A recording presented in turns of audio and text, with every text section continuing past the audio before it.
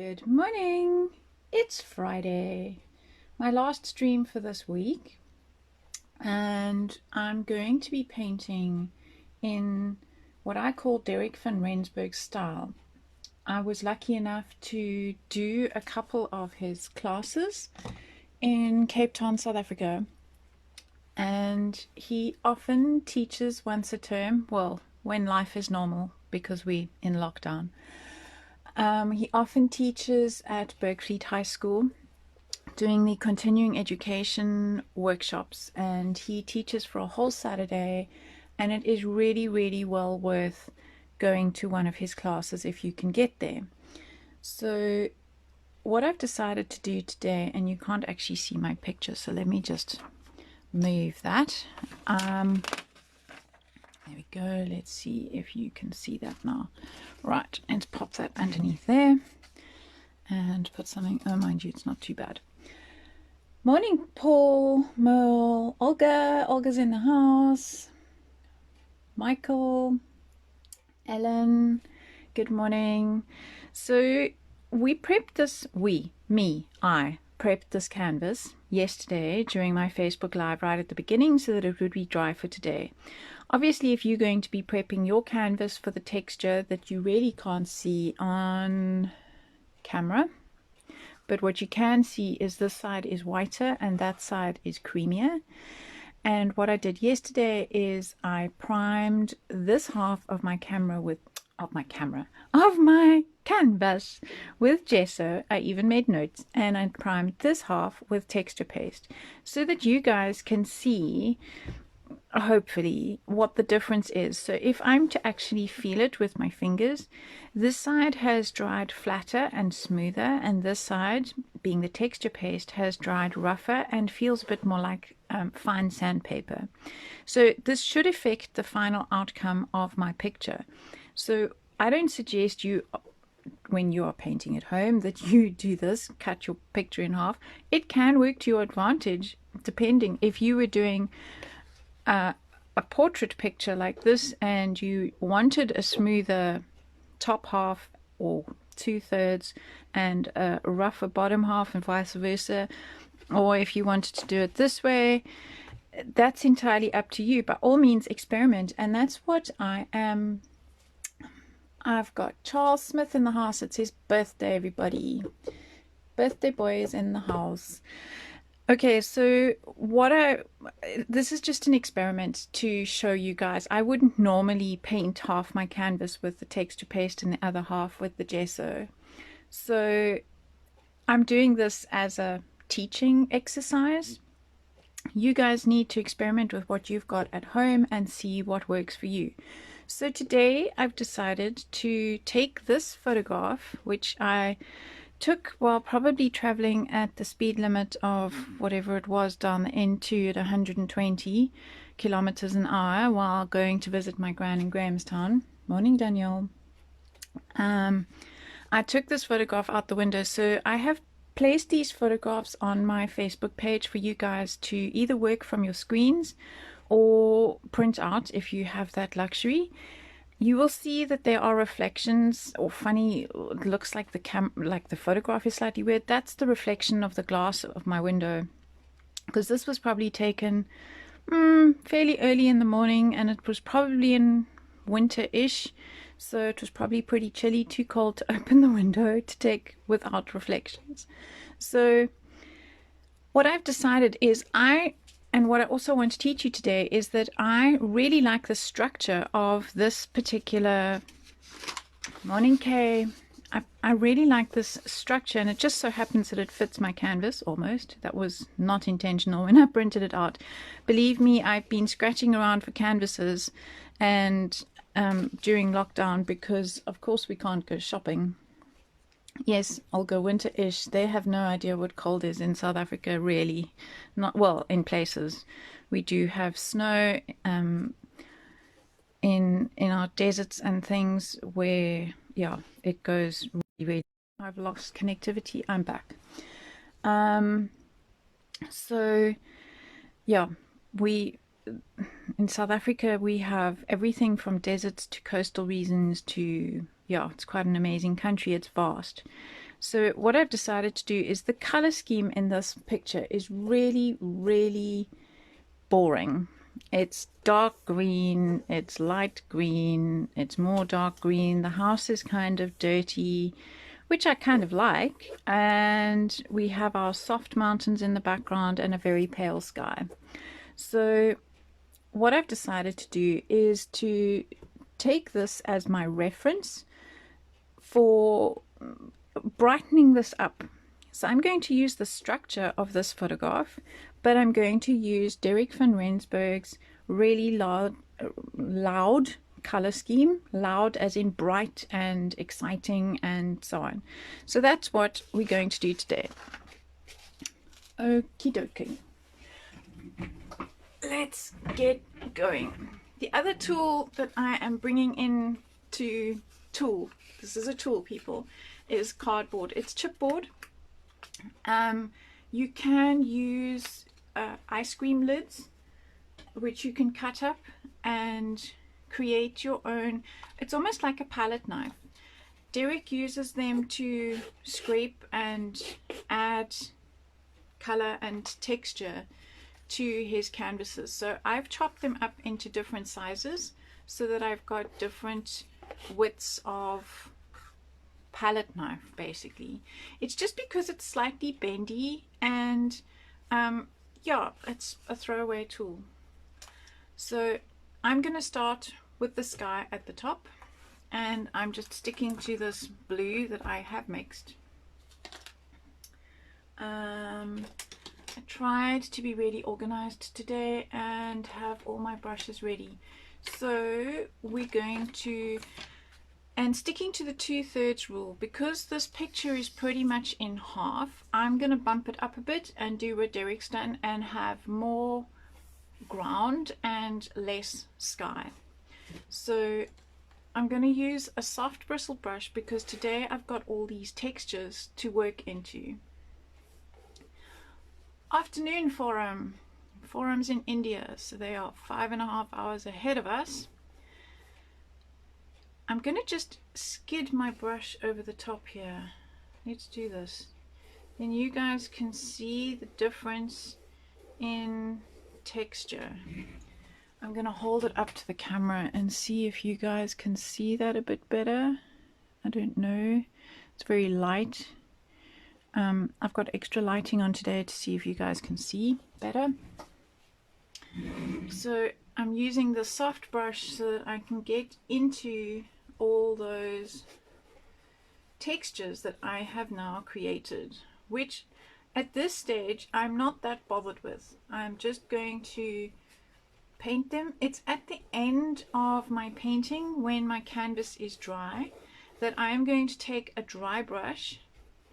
When I say dry brush, I had this experience once when I was teaching, and I said to a student when she was doing a particular technique and she asked me what she had to do next, I said dry brush some, I can't remember what the color was, blue over the top.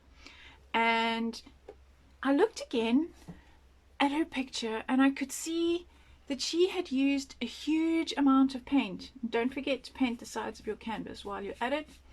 And remember, I didn't prime this side, so this is just pure canvas texture at the top here. This is the original. This was a handmade canvas, so the linen that they used was coarser and has more slabs in it, as they call it in the fabric world, so it has a much coarser finish. Anyway, so this student of mine had completely misunderstood me. When I said to her, "Why didn't you use a dry brush?" She said, "I did."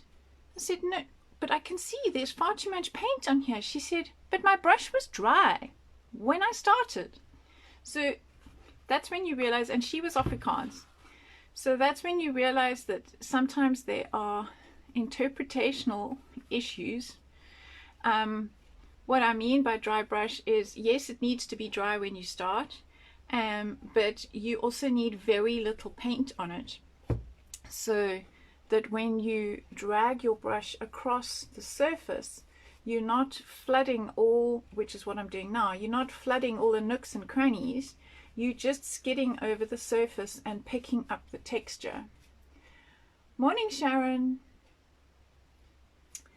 So that's what I mean by a dry brush. So I'm going to keep a very high sky line for this.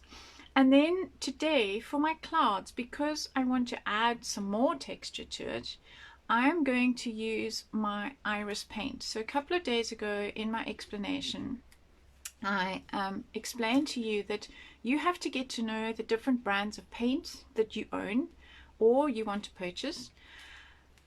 This is an Irish brand, it's a South African brand, and it dries shiny and raised. So for me, for this instance, I'm looking for the body of the paint. So what do I mean by body? When I'm talking about my two different paints, so the Dala paint will dry flat and matte, and the Iris paint will dry raised and shiny. So I did an experiment and I literally squeezed out the same colors as close as I could on my palette, and I painted a thick to thin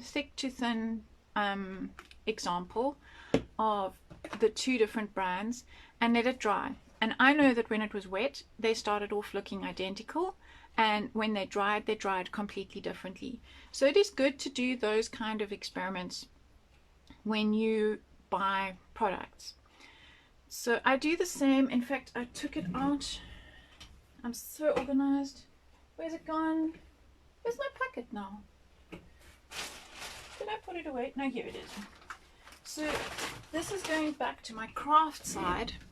But when I was teaching a class that used all these different paints, by these ones down here, all by Finnabair, by Prima, and then the waxes as well, I took the South African metallic paints by Dala, they come in little pots, and I tested them on the roses for the technique that I wanted to use. It's a technique that Finnabair uses, where she puts paint on and then she sprays it with water and it dissolves.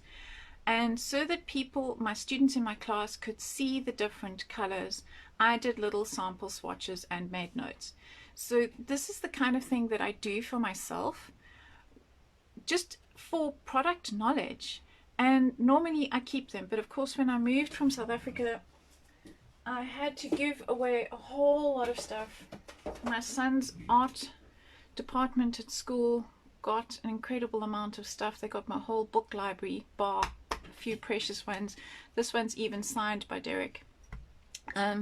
So yeah, there were a few that I brought with me, but so I want to build my clouds, and I've got very little space for my clouds over there, but I know my tree is coming over here, so I don't want to build bumpy clouds behind my tree.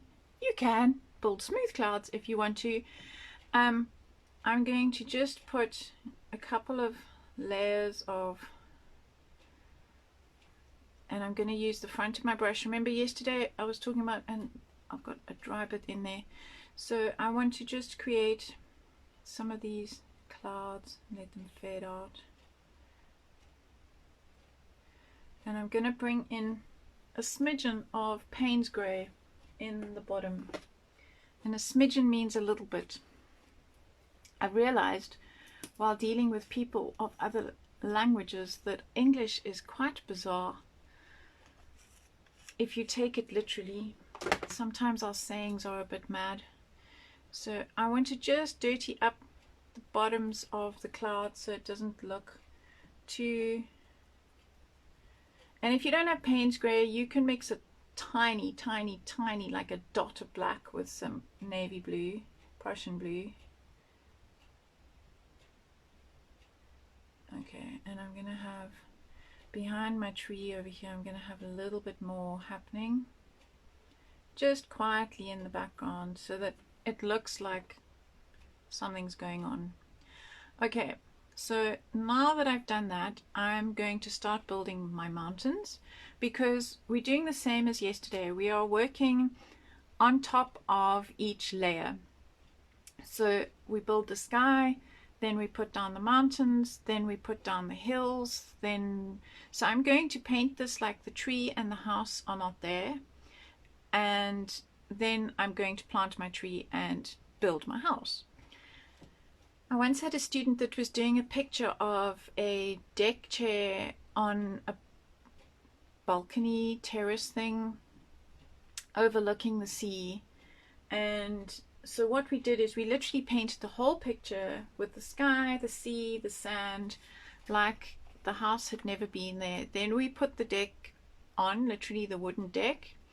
Then we put the chair on the deck and added the towel, etc. Because if you were to try and paint your sky through your tree, so if you started by putting down your ground and your tree, I find a lot of people get very excited about wanting to put in what I call the fiddly bits. And if you've painted your tree but you haven't painted behind it, well, then you're going to really struggle to get a continuous feeling. You're going to sort of start, stop, start, stop, start, stop. And it's quite difficult to work around that. So I'm working a little bit of purple into my blue. Well, it's not really blue. I'm using the Payne's Gray to build these mountains in the background. And again, I'm still working with my soft brush because I need to work into these grooves, and I can see that my blue hasn't really gone into all these grooves. I'm just going to change my mountain slightly to fill the gaps. It's not mind the gap, people, it's fill the gaps. Okay, so I'm kind of using the photograph, and this is a bit dark, but that doesn't matter, I can change it and go a bit lighter. I'm kind of using my photograph structure in the background there, but I'm not, I mean, nobody's gonna have this photograph right next to my canvas. So my hills are just going to carry on here behind my tree, right? Okay, and I'm going to bring them down a little bit further.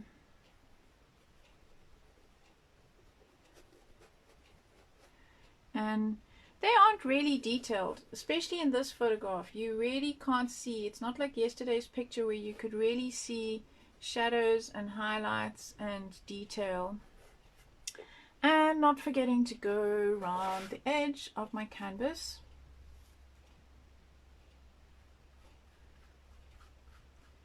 Because I don't know if you saw, I posted after yesterday's live, I posted my photograph.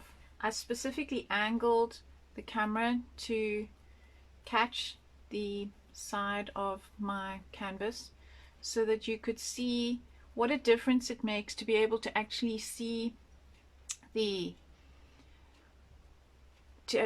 actually see the detail around there. Morning, Alicia. Morning, Natalie. I see a few people watching. Alicia's one of my long-standing students. I think it was 16 years in the end that she was with me. My studio moved a few times from Wynberg to Plumstead and then to Bergvliet. And Alicia was at all those addresses. It was fun times. My Thursday evening group, I think, was some of my longest standing students. By the end of the week, sometimes we just drank tea or coffee. Very little painting was sometimes done. That's the thing about painting. It becomes a refuge. And that's kind of why I'm doing this for everybody. To perhaps pick up a new hobby. Okay, so now I'm happy with my mountains. Happy little mountains, as Bob Ross would say. Now I'm going to start bringing in my colors. Now remembering that I am not really sticking to these colors, so I've purposefully gone a little bit more purple. Those are quite blue in this, and in fact Derric's gone very blue with his mountains. But mine's an interpretation of his concept and my photograph. So now I'm going to get out some bright colors.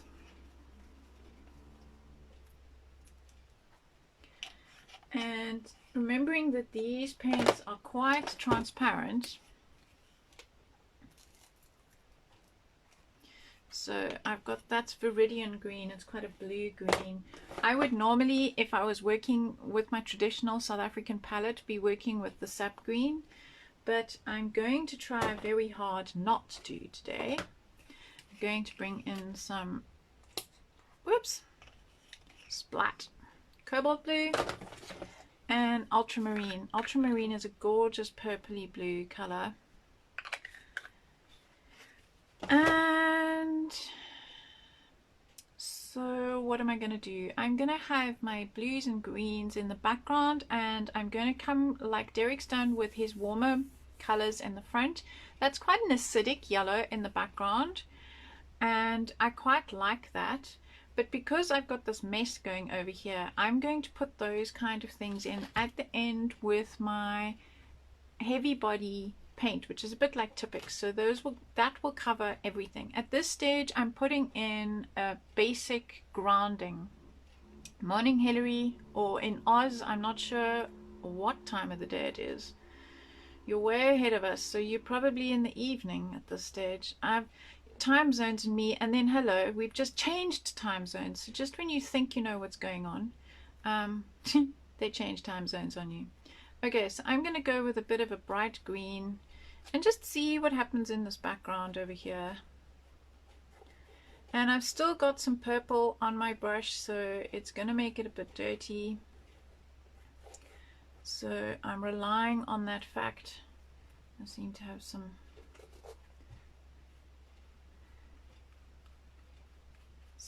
thick dead paint on my brush. And I'm going to go a little bit brighter perhaps on this side. I'm just playing. I'm making this up as I go along. I'm using the structure of that canvas, of the photograph that I took. It does help if you're a beginner to have your picture preferably the same size as your canvas. And something that I used to notice a lot of my students wanted to do is they wanted to start with something quite small. And in all honesty, I mean, I'm working small because it needs to fit on my desk with you guys watching, and you know, remembering that we don't have access to shops and buying canvases right now. So this is all I've got. I might be off camera while I do this, but the smaller something is, the harder it is, because you are working in a much smaller space. So it is important to remember that, and bigger is better in this case. I'm going to grab a little bit of the ultramarine, and I'm going to pop it at the back here where the mountains meet, just to create a bit more of a divide. And you can see where the farmers have divided their fields up, so I'm kind of making that up as well. The further away something is, the smaller it is, so there's no real detail going on there. Okay, right, so now I've got that in, I'm going to, what am I going to build with next? Afternoon and Tara, or Antara. It's funny how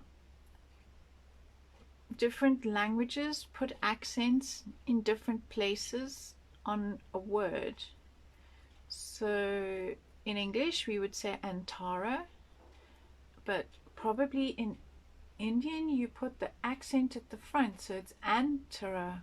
I'm not sure. I'm learning all these things as I go along.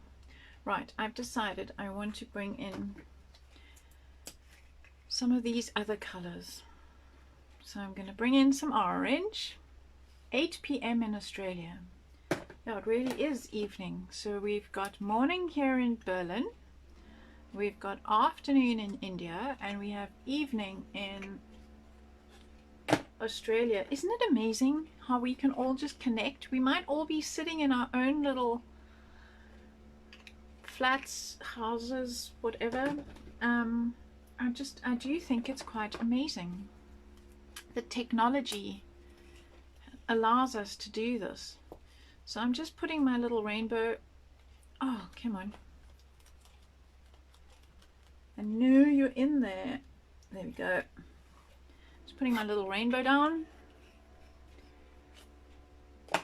I just think technology has really been a blessing for those of us who have it available to be able to do this kind of thing, join in with each other. I'm going for a little bit more green, I think, at the top over here. And being careful to really work into these cross hatches that I added yesterday.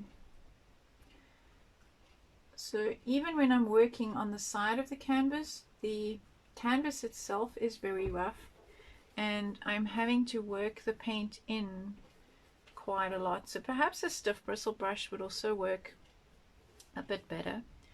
I think I'm going to start going into some yellows over here. And you'll notice that I don't really wash my brush because I don't want moisture in my brush. As a beginner, you might struggle with this. It takes a little while to get used to, and especially as I have broken my own rule, which is to go from dark to light.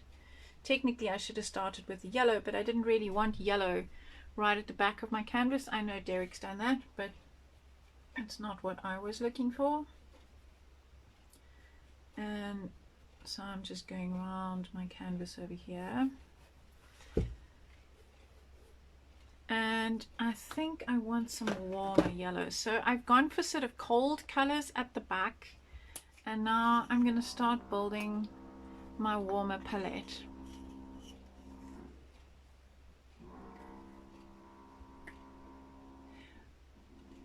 Okay, so I'm just reading the comments. Olga's been following this with great interest. She's always wanted to learn to paint and had actually asked me to teach her before this whole lockdown scenario happened. So Olga has found a site where you can download photographs. They are royalty free. I'm going to put a link to them after this live stream.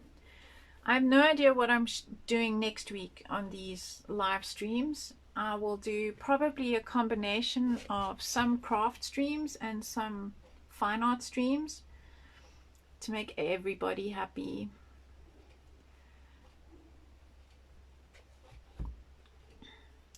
And so I promised Olga that I will paint one of her pictures. She is quite set on doing a sunset. And sunsets are actually not the easiest thing to do, because if you look at the sky at sunset or sunrise, you have both the blue sky and you've got the orange clouds. And if you look at your... Hello, Mel. Yes, what? Must I just open that for you so you can go and sit there so I don't have to share my chair? Yes, there we go. Let me just do that. There you go. You can hop in. No, you can't have my chair. Sorry. Me and my cat Marmalade, who's known online as the supervisor, is wanting to share my chair. And yesterday I literally perched right on the edge of it because the rule is you can't disturb a cat. That's just a cat owner's rule. Well, it's always been a running joke in our house. So back to the color theory. When you are working with a sunset or a sunrise, you have the blue sky and you have the orangey red clouds. Now, remembering your color theory, orange and blue are opposites on the color spectrum, so you are going to hit mud. No matter how careful you are going to hit mud if you mix your two opposite colors on the color spectrum. So one has to be careful of that, and one has to be aware of that so that you don't land up with mud. And this is starting to look a bit like rainbow fields. I'm trying not to make stripes. Maybe I should have this darker line.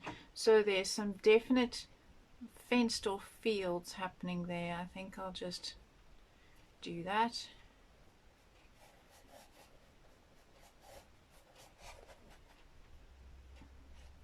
So the trick with doing a sunset is you have to do your blue sky, let it dry, and then paint your clouds over the top.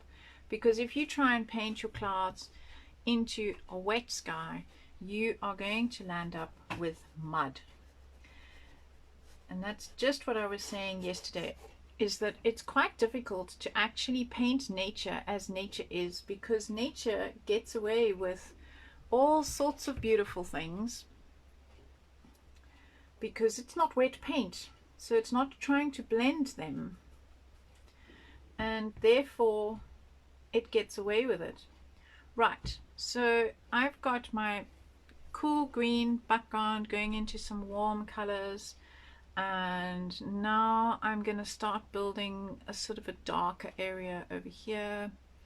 So I'm going to have my tree here and my house over here, and I think I need to start coming back to some greens for in front of the house area, but I don't want the same green as that. I want a warmer green, so I'm going to grab some of my warmer yellow and mix my green, and it's given me a lovely olivey green.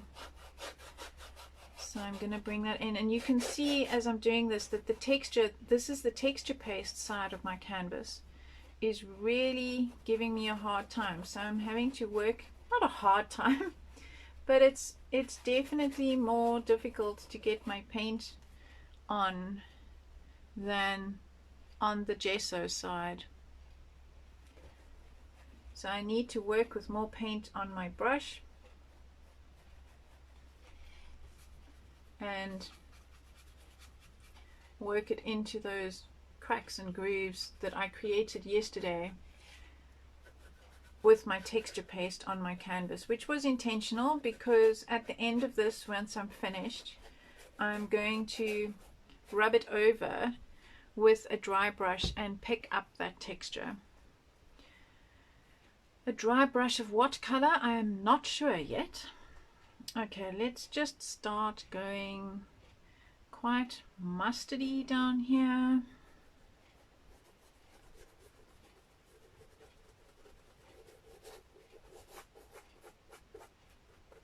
So at this stage, I'm putting down a base layer that I'm wanting to work on top of.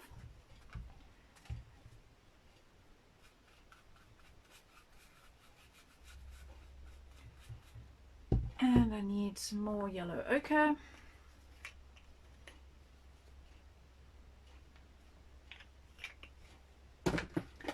And I'm going to grab some raw sienna, which is a slightly darker version. Right, let's get this going. I'm not going to paint the base at this stage because I'm going to keep needing to pick up my canvas. I will do that like I did yesterday off camera once I'm finished. But it's just easier to remember to paint the sides of your canvas while you are working with your paint.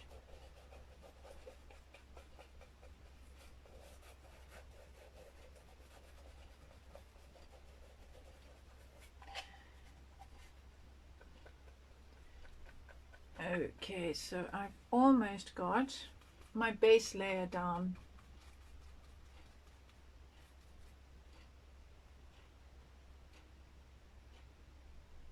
I see Olga has put the link in the video chat, so if you guys want to go and find some pictures to paint that are royalty free, by all means go for it. I think that's a great idea. Right, so now I've got this, so this is basically, so if you were doing oils, you would ground your canvas first, and I keep checking my canvas at different angles to see that I've actually got my paint in all my grooves, which is quite difficult. I'm going to bring some more orange in here, and I'm going to bring some ochre perhaps in this side. Sorry, that's the raw sienna. The raw sienna. I'm bringing it in horizontally. Now at this stage, because I've got a base coat down, whoops, wet, everything's wet. I want to be able to pick it up and do my sides. Because I got a base coat going on everywhere, I can now allow my brush to drag along the canvas and just pick up the texture that I've got there. And I've got a bit, see where I put my brush down over here? It's pulled off some paint. So I'm just going to put my brush down gently and drag along. There we go. Okay, so now comes the fun part. I'm going to start using these tools, as I'm going to call them. They are chipboard, they are thick cardboard. As I said, you can use some ice cream plastic lids and cut them up into shapes. Ice cream, the plastic is a little bit more malleable, but I didn't have any to be able to cut up, so I'm just using cardboard. So there's two things going on in Derric's work over here that I'm using as inspiration. Some of it is long brush strokes and others is using this tool. So for the long brush strokes, even though it's such a tiny canvas, I'm going to use a great big, this is a varnish brush. You can use a traditional home hardware brush, but for this, well, it doesn't really matter. So these, you can see, have been around the block a few times. This one's a little bit more worn and has more interesting display of brush strokes. So I'm going to grab some of the orange on my brush like that, and I'm going to drag it up my canvas like this, and just let it wear out. And I'm going to do the same with a bit more of the ochre on this side and drag it up my canvas. And I think I haven't used any red, so I'm going to take some red and some orange, and I'm going to, which side of my canvas do I want some of this on? I think I'm going to bring it in on this side. And I'm just letting the amount of paint on my brush fade out as I go along. And then, because I've got no red anywhere else in my canvas, I'm going to use what's left on my brush, and I'm just going to drag it in over here. Not forgetting to go around my edges, which I had clean forgotten on the sides over there, and on this side over here. Right, and I need to go down there like that. Oh, the building dentists are back. I feel sorry for everybody that works. So we accidentally bumped into three of us who live in the building, somebody from the 7th floor, somebody from the 3rd floor, and then myself yesterday while we were checking post and coming and going. And yeah, people who have to concentrate on things like accounts and legal matters while having these people drilling, sounds like they're drilling in your own flat. It's quite hectic. So I know that there's going to be a house coming here, but at this stage I'm painting like there's no like there's nothing, like I'm just going to build it. So I want a little bit more happening over here, and I'm using what is on my brush, and I think I need a few more colors in here. So I'm going to go back to this yellow and bring that in, because otherwise I haven't got any of the yellow anywhere. And this is very much personal choice. Apart from the fact that one should repeat colors across your canvas to visually lead your eye. And now that I've got that done, I'm going to start using these tools. Pop that over there. And I'm going to grab some of the thicker paint. So I've got some orange here, which I'm going to put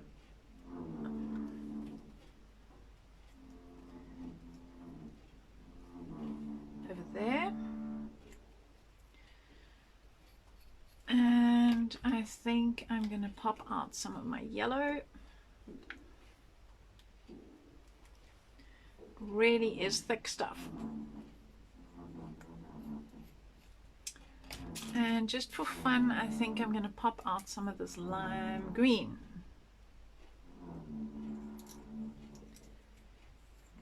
And I've decided that my mountains are a little bit pale, but at this stage I'm going to leave them. I might go a little bit darker in places. So I don't need my brush anymore right now. I'm going to start with my, I think this size piece of canvas, piece of thing, and I'm just going to load some paint along my thing like that, and I'm going to drag it down my canvas like that. So what that's doing is it's picking up some of my texture that I've got there and creating some interest. And I can also do it from the bottom up.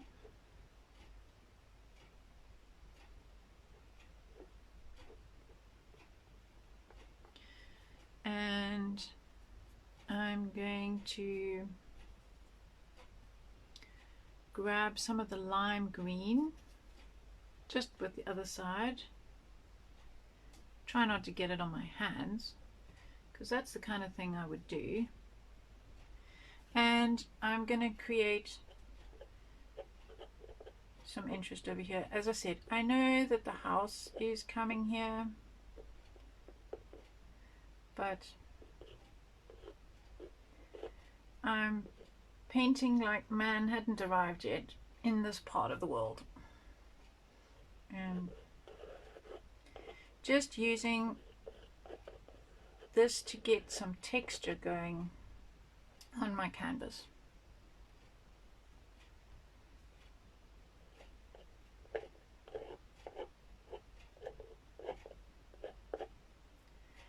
And now you see I've got these fields and things happening there, which is kind of what's happening in my background.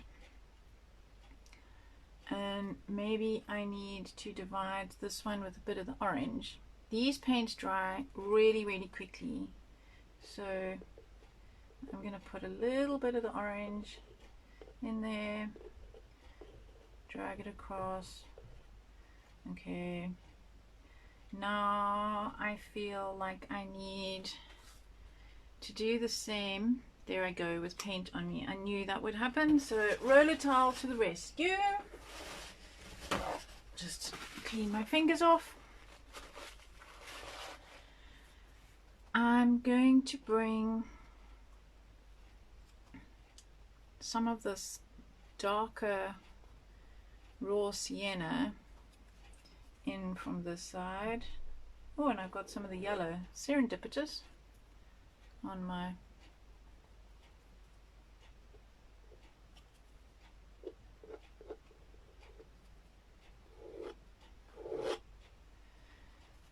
okay.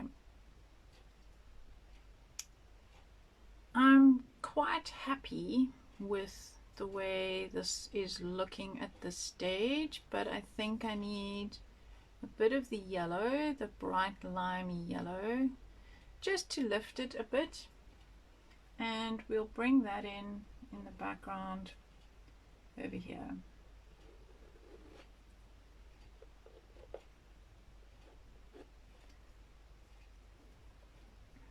I might need a little bit more on my piece of cardboard.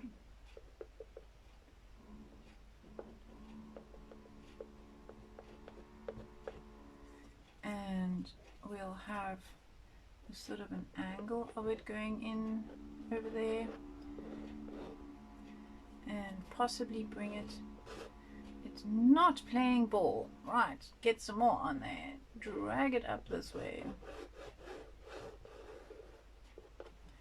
Because what I'm trying to do, I've got very straight stripes happening over here. I'm trying to sort of lead your eye more into the center of the canvas. So I'm going to bring a little bit of this yellow here. And remembering to take it around the sides. And round the sides. Okay, so now I'm going to put my house in. And for that I'm going to need a clean brush, because this brush is now well dirty. I'm going to pop that in the water. And my house that I'm going to build, so when I was talking yesterday about when you are an artist, you have to be a botanist, a zoologist, an architect, and so you have to know a little bit about perspective. So this house, I was slightly to this side of it because I can see the side of my house. I can mostly see the front. And whenever you are building a house, this is quite a simple one, you build it like you would do a 3D cube. So your uprights are always going to be vertical and they're going to all be parallel to each other. Then your angle of your roof is going to be parallel to the angle of this side of the roof. So that angle and that angle are going to be the same. So, and your horizontals are also all going to be the same. So this particular little building is not too complicated. So I'm literally going to use the width of my brush to create the base of my house. And for that, I'm going to take a little bit of this white with a tiny bit of the ochre, just because otherwise the white on its own is just too white. This is a farmhouse after all. It's been around for a while, and so you don't want it too perfect. So I'm going to pop my house. It's sort of here, it's off center. It's down a little bit. I have raised the amount of, so I've got 2/3 ground and a little bit of sky. So I'm going to bring my house down to over here, and I'm going to just give it a block like that. So you can see where my brush went down, I have a nice crisp edge, and where it ended I have not so crisp an edge. So I'm just going to turn my brush around, get a nice crisp edge going on that side and drag it back, and then I'm going to kind of fill in what's happening here. I quite like the texture that is happening in my little housey, so I'm not going to go too mad with filling all of that in, because it's a painting after all, not a photograph. Then I need to decide where is my sunshine coming from, and you can barely see, but there is a shadow of my chimney onto the roof over here. So my shadow side is going to be that side of the house, so it's from behind the house actually. So in reality this wall and that wall are kind of the same color, but to create some depth I'm going to make that wall just a little bit darker, and for that I'm going to add a smidgen of Payne's Grey, so that you can see the difference between the walls. And I'm going to, so now you can't see it because there's bush in the way, but I know that the house would be going back at an angle like that, and it would be doing that. Okay, so I'm building my little cube, and I feel like I need a little bit more Payne's grey to make the difference strong enough. It's not really strong enough. There we go. I'm going to be putting bushes there, so I'm not too worried about that. And then I need a smaller brush because I need to create the rest of the roof over there. So it's coming at an angle like such and like such. Grab a little bit more Payne's grey because there's some shadow underneath here. And build this wall there. So I'm over exaggerating the shadow that this wall has, but that's fine because the painting needs it. You need to be able to see. You're not going to have this photograph next to it, so you need to be able to see what it's doing. Now I'm going to paint I'm going back to my ochre and my white, and I'm going back to a little bit of this. I'm going to paint the chimney. So the chimney is a little bit that's actually built onto the house. This is how the houses are built, and it's in shadow, it's further back, and it's chimney stack. So if that's my roof height, approximately over there, and my angle is going to be such, I need to paint my chimney in over here, because the chimney is always considerably higher than the actual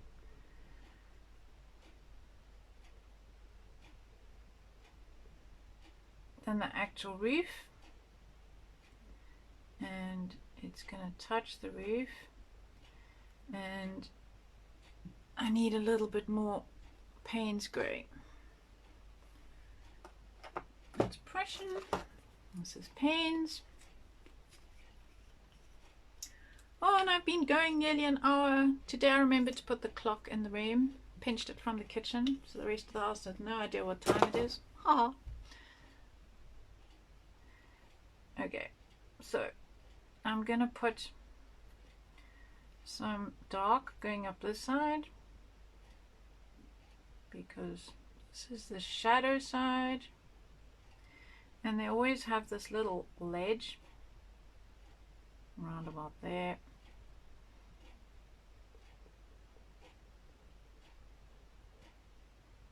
Okay.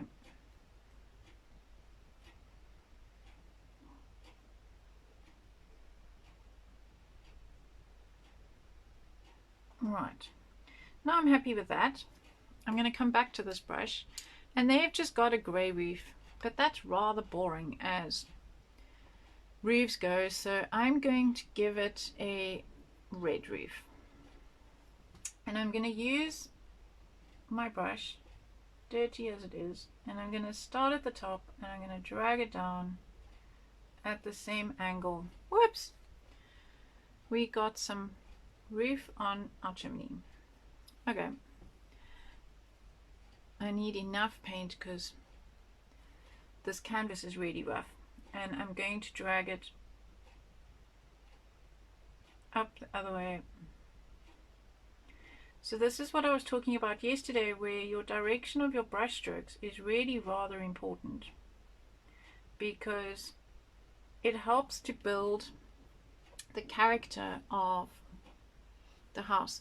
So in order to make it feel a little bit more like it's ridged, I'm going to get some of the Payne's grey in my brush, and I'm going to drag it down in places. Let's just see what that's doing. Great. Okay, this roof has gone a little skew. Okay, now there's always a shadow where the roof meets the house, so I'm going to, this brush has seen better days, I'm going to pop a little dark line, and that's not dark enough, a little dark line along there, and I'm going to use this brush just to correct my roof over here. So I've got a little overhang there, and I've got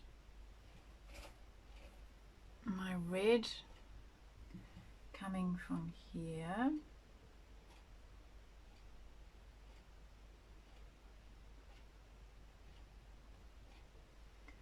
and it's got some very definite dark areas, and there's a ridge along the top of the roof, and there is the shadow of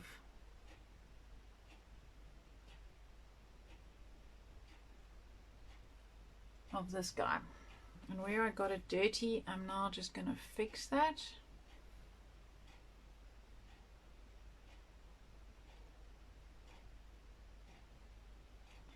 And it needs a little bit more blue. So you can see, you can go back and fix. Right, so now I'm happy with that. And I'm gonna actually add an even darker shadow over here. Now I'm going to intimate at the window. So there's a window here.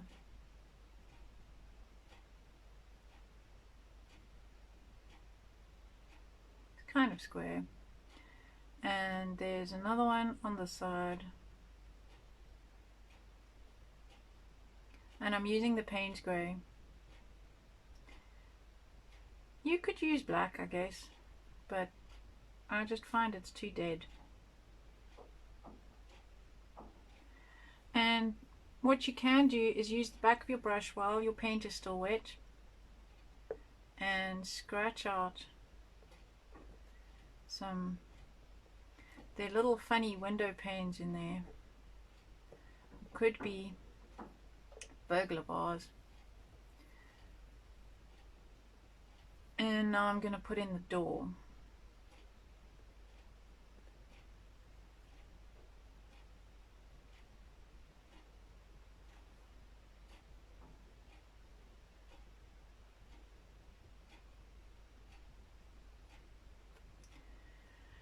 Right, so now I've got my little house, my happy little house, Bob Ross house, and I'm going to add some more shadow on that side. Now I'm going to, hi Nikki, you made it today. I've now got my house in. I'm going to come back with some more texture and things in the front there. I want to get my tree in, so I'm going to pop that in the water. And for my tree, I'm going to use, where is it gone? My dark brown as a base.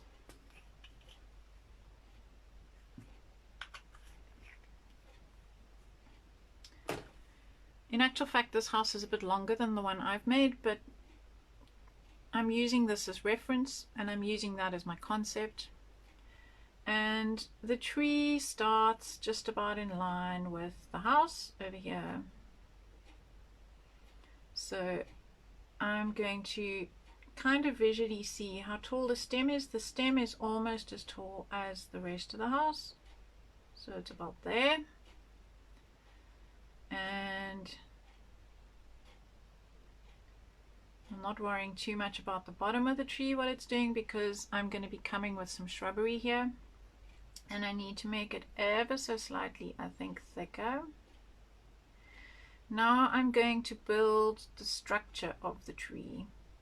So I'm going to go up this side and along, and as I'm using my brush, I'm using the tip of my brush on its side, loading my brush so that it's like a chisel. And when I start, I'm going to give it quite a lot of pressure because the tree branches are thicker when they start, and then they taper off. So you've got to learn to use your brush. That's why I'm using a soft bristled brush for this. And we're going to go here and there, and there's quite a thick branch that's going up here, and so pressure is important as you are building your tree. So thick branch going to thinner branches up here,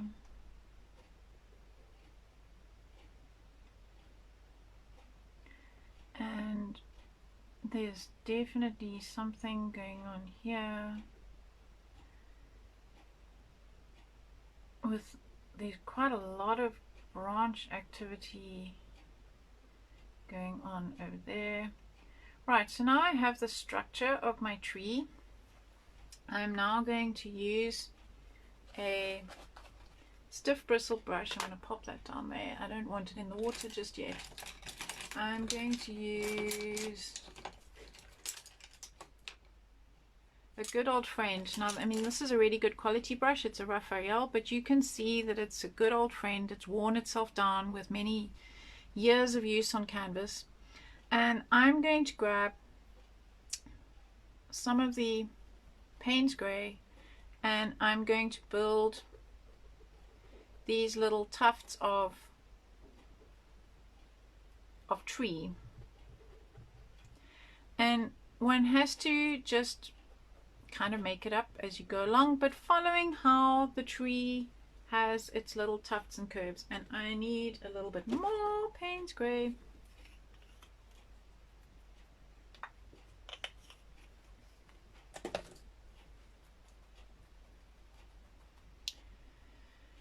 So I'm going to build over here.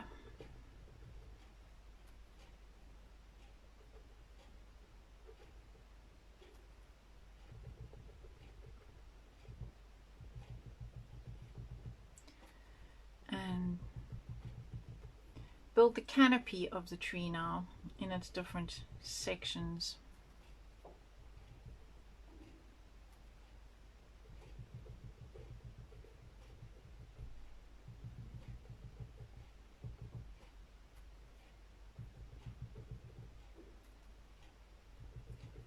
Whoops, got some red in that one.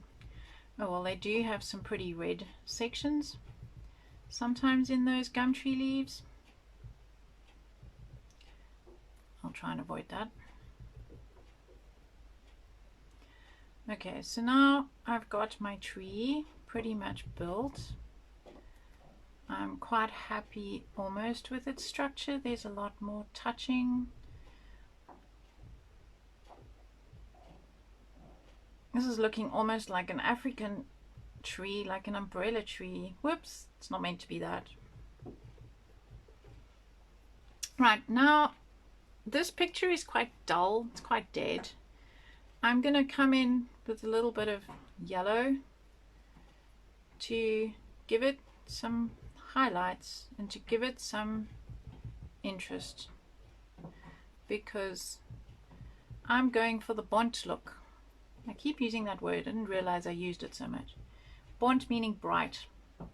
I want it to feel a little bit more fun, because the original colors in that picture were rather dull and boring. And so I am highlighting one side of my tree, because that's the side the light would be coming from, and I'm for fun just adding a few more colors. We're not going for a realistic look here. Okay, I'm gonna come with a little bit of this lime green, if there's any left. Some lime green highlights. Again, I've broken the rules because I said to you guys, you need to go from light to dark. Well, with the different paints, one can actually break the rules. And build from light to dark.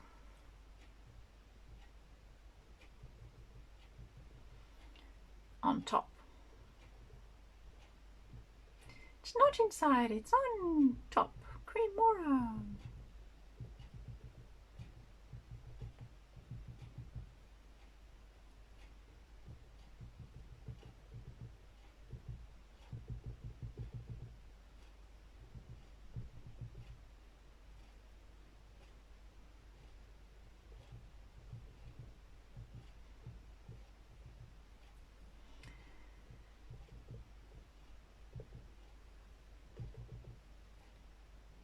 Okay, so I'm starting to feel happier with my tree.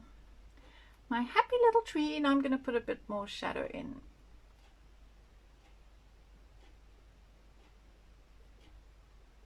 And really build those little clusters.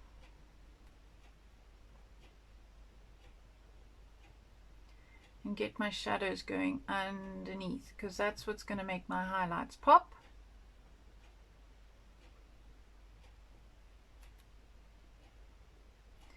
And I feel like I might need a few more little twiggy things going on. And this brush is too fat, so I need to go back to this guy. And I'm going to bring some Payne's Grey into my brown so that it's a little bit more obvious.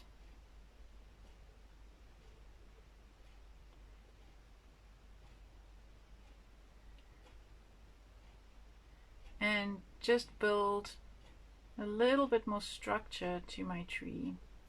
This is a little bit more detail than I would normally put in something that is so small, but I think it warrants it.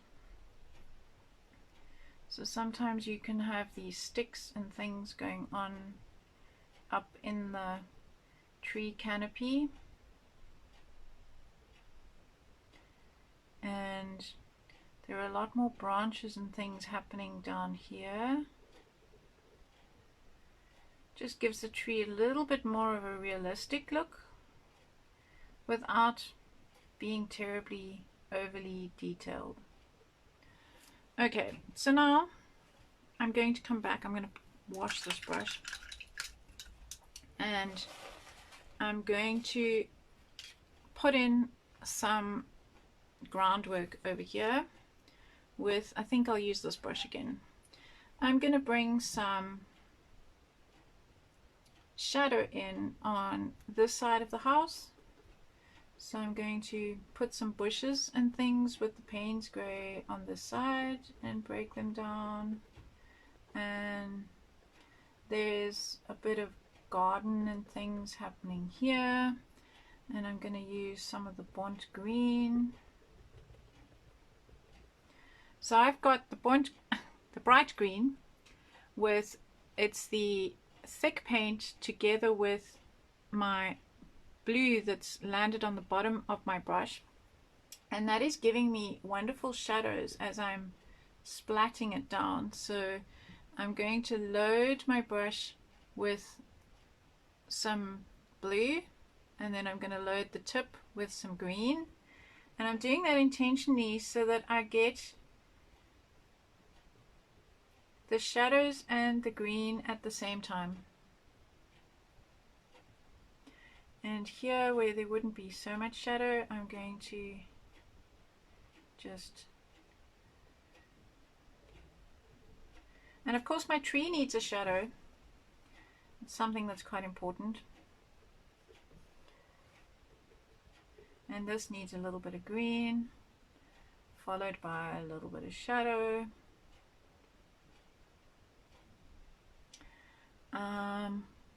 Right, I need to carry on building, so I'm going to load the back of my brush and the top of my brush And I'm gonna build some bushes over here under my tree so that it's growing in something.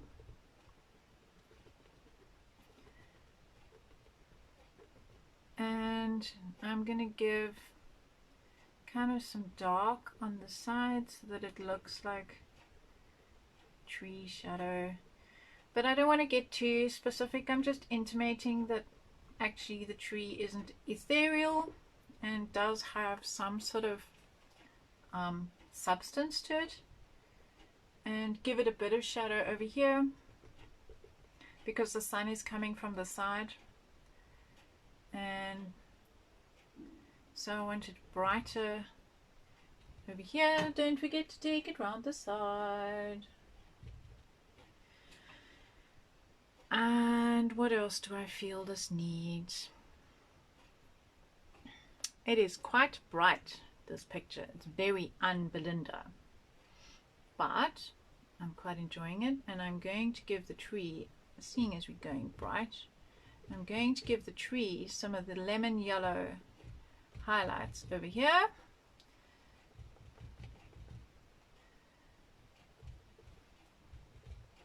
Because that's what's going to make my tree really pop.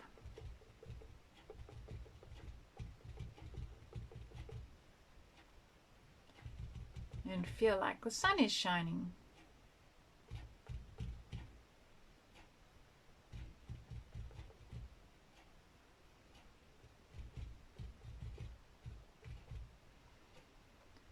I'm not going to put too much on the side because the tree would be causing its own shadow.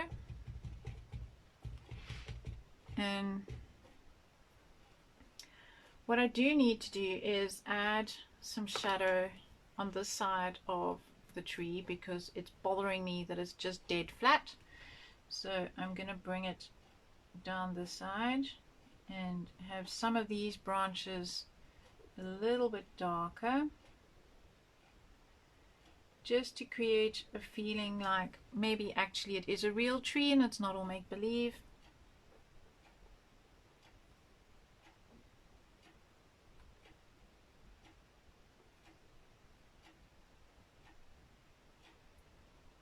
And have a little bit more shadow underneath my tree. Okay, so let's see if that's dry. So this is dried, shiny and white, which is fine.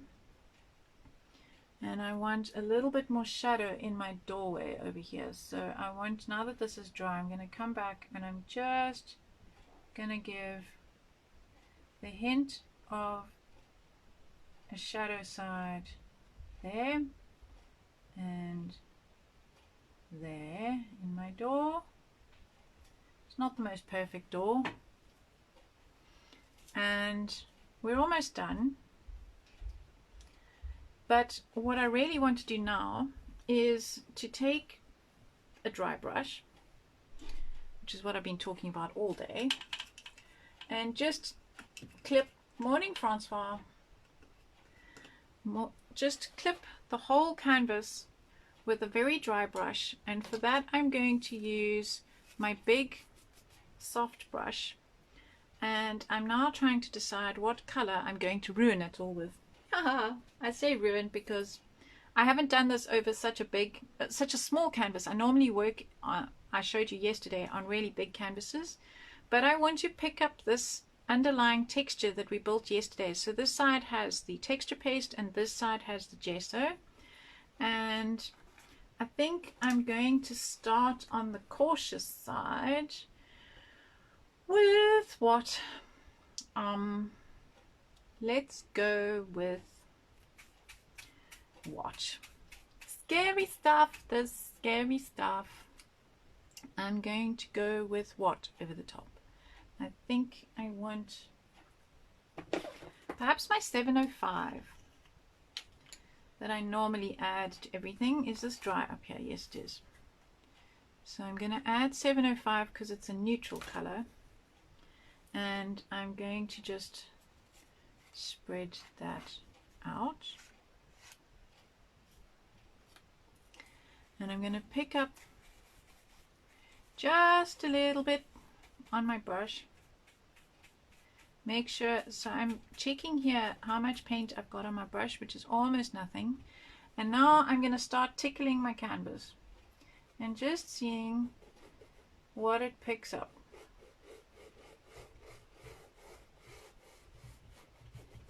Because what I want to do is I want to pick up the texture of the underlying brush strokes. So that's almost dry. And as my brush gets drier, I can press harder. So this is a grand experiment on something so small.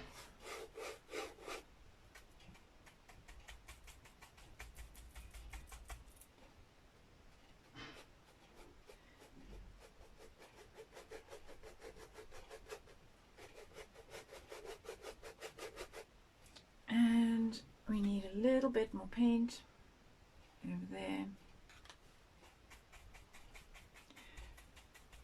Hi Marianne. Too much paint. Dry brush. I want almost no paint on my brush.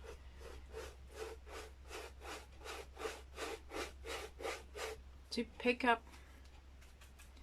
the texture. So on this side where the gesso is, I'm seeing a lot more of the canvas texture coming through. And on this side where the texture paste is, I'm definitely seeing more of my brush strokes. And I think I'm going to get really daring and go with my very dark brown over here where it's already quite dark. And you can see I'm working the paint into my bristles before I apply it.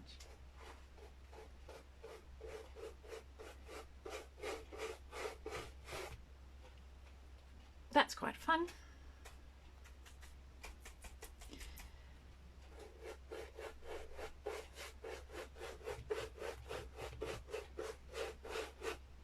I want to pick up the last little bit of texture that I can see hiding in my hills. And yeah, I don't know how much of that you can see on screen.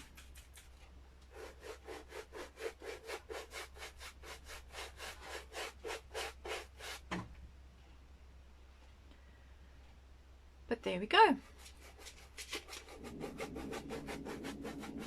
And there go the building dentists again. Good grief. I'm wondering if there's anything left of that flat on the fourth floor. But that's it, people. So I'm gonna try and hold it up to the camera to see if you guys can see the texture. I don't know if you can see that, where I've added the brown to pick up the texture that was underneath. So definitely the texture paste is picking up far more of the brush strokes than where I put the gesso on, which has settled into the texture of the canvas. Nothing like doing a grand experiment live. Hope you enjoyed that, guys. I have no idea what I'm going to be doing next week, other than I promised Olga that I would do one of her pictures, and I will set up a schedule and post it on Sunday. Thanks for watching, guys. See you next week. Have a great weekend, whatever you get up to.